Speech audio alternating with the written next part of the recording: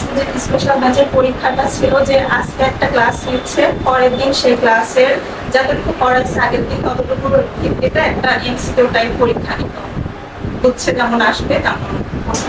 তাদের উদ্দেশ্য বলবো যে সুজিত স্পেশাল ব্যাচের সাথে লেগে থাকো এবং স্যাররা যতটুকু বলে ততটুকু করো, বেশিও করো না বা কমও করো না, তাদের সাথে লেগে থাকো এবং নিয়মিত পরীক্ষা দেওয়ার মাধ্যমে নিজেকে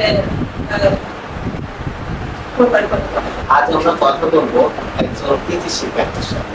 কঠোর পরিশ্রম, নিয়মিত অধ্যবসায়ের মাধ্যমে তার কাঙ্ক্ষিত গন্তব্য পৌঁছে। কোন বিশ্ববিদ্যালয়ে আমি যশোর বিধাননগর প্রযুক্তি বিশ্ববিদ্যালয়ে ভর্তির সুযোগ পেয়েছি বাংলা হিস্ট্রি সাবজেক্ট।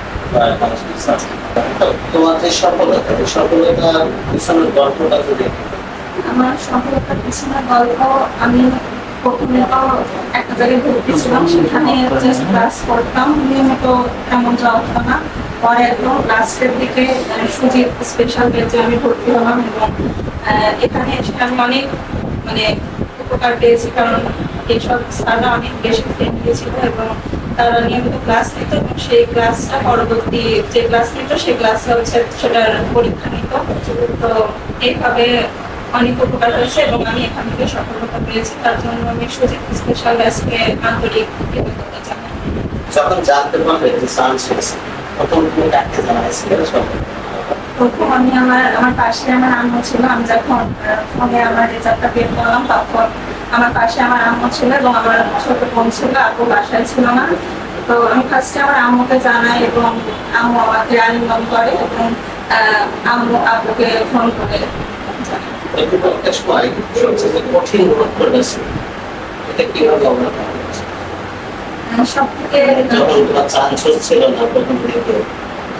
তখন আমি অনেক ডিপ্রেশনে ছিলাম এবং অনেক চিন্তা ভাবনা করে আমার একটা আত্মীয়র কাছ থেকে আমি জানতে পারি সুজিত স্পেশাল ব্যাচের কথা এবং আমি এখানে এসে স্যারদের সাথে কথা বলে এখানে ভর্তি হই এবং এখানে 1 মাস কি 2 মাস মতো কোচিং করার পর আমি পরীক্ষায় বসি এবং সেখান থেকে সফলতা পাই।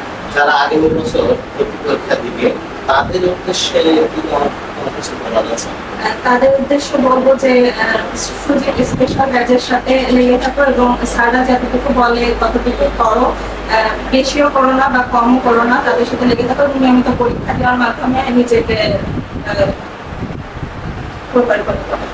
এটা বলছো সুজিত স্পেশাল ব্যাচের পরীক্ষা পদ্ধতিটা কেমন ছিল? সুজিত স্পেশাল ব্যাচের পরীক্ষাটা ছিল যে আজকে একটা ক্লাস নিচ্ছে, পরের দিন সেই ক্লাসের যতটুকু পড়াচ্ছে আগের দিন ততটুকু ভিত্তিতে একটা এমসিকিউ টাইপ পরীক্ষা নিত, বুঝছে যেমন আসবে তেমন প্রশ্ন স্টার্ট হবে।